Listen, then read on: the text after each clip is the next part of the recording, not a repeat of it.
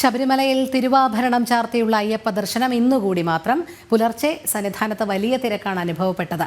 19-ാം തീയതി വരെ മാത്രമാണ് തീർത്ഥാടകർക്ക് ദർശനം സാധ്യമാകുന്നത്. അരുൺ കൊടുങ്ങൂർ തയ്യാറാക്കിയ റിപ്പോർട്ടിലേക്ക്.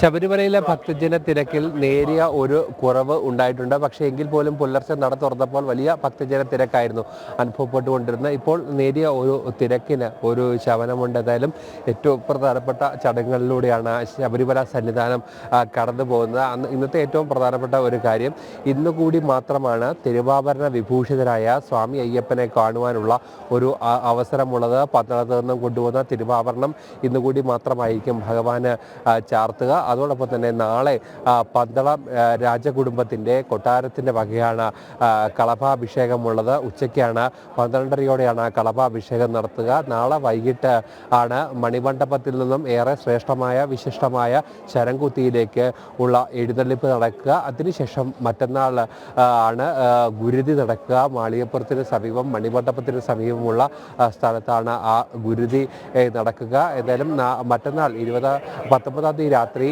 ഹരിവരാസനം പാടി നടയടയ്ക്കുന്നതോടെ ആണ് ഭക്തർക്ക് ദർശനം ഉണ്ടാകുക. ആ ഒരു സമയം വരെയാണ് ഭക്തർക്ക് ദർശനം ഉണ്ടാകുക. 20-ാം തീയതി പുലർച്ചെ രാജപ്രതിനിധിക്ക് മാത്രമാണ് ദർശനം അനുവദിച്ചിട്ടുള്ളത്.